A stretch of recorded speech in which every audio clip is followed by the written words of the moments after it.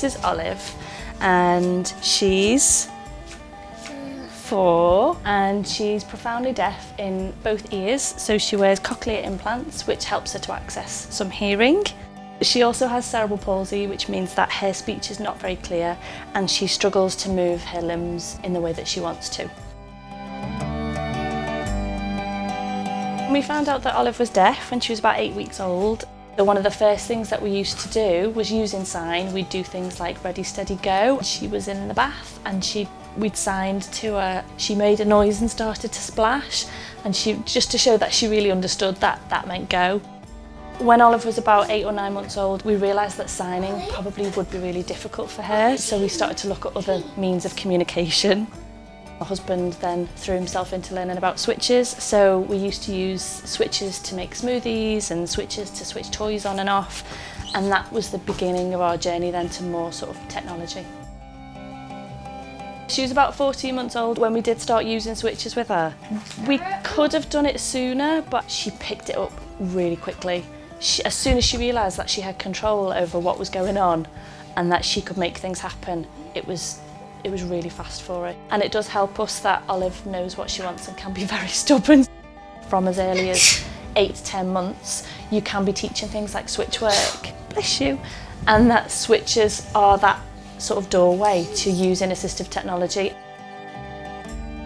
We started with a type of AAC like single symbols, and then I started to use a generic interaction pod board which had about 9 symbols on it, and like with the switches, once she realised that she could control things, she pretty quickly got onto using the symbols.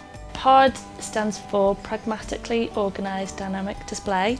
POD can be a book format, but basically it's symbols on a page that you use to communicate through conversation or request, so it's got lots of different functions and you point to the symbols to build your sentence.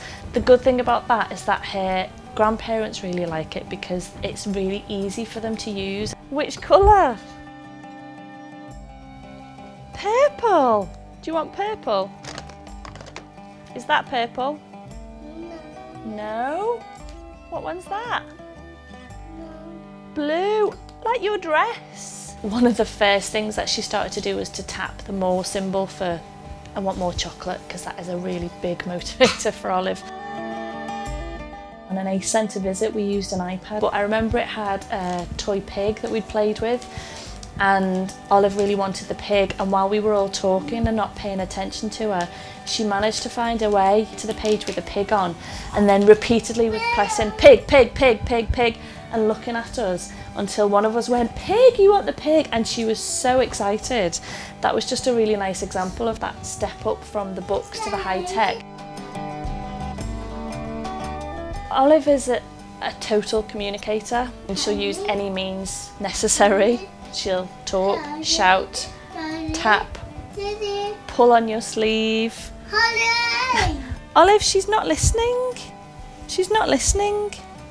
She quite often refused to wear her implants, but if I get the voice output device out, then she will be more likely to want to put them on to listen to what I'm saying to her.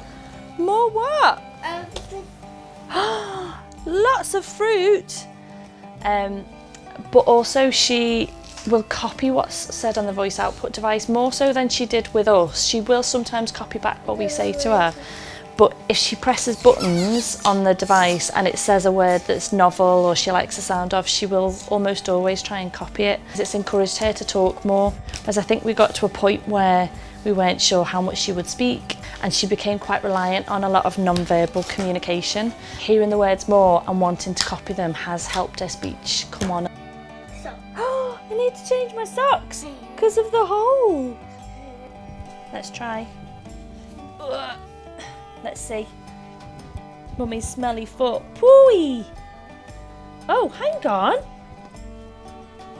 There's another problem. Olive. They're not my socks. Whose socks are they?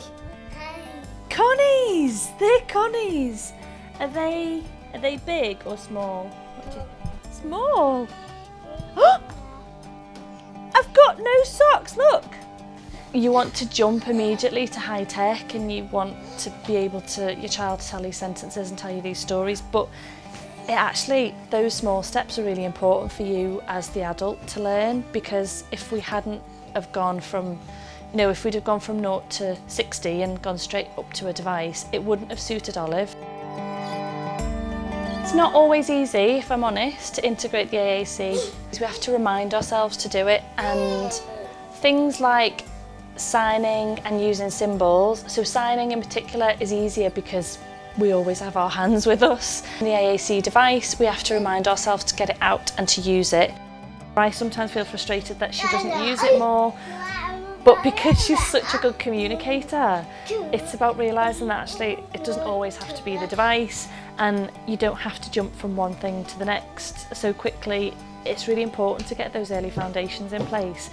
And she still uses some of those older things. So don't be disheartened, really, if it takes longer than you think, or if you feel like you're not moving as fast as you could, because that would be the same with a typically developing child. They wouldn't automatically speak in full sentences.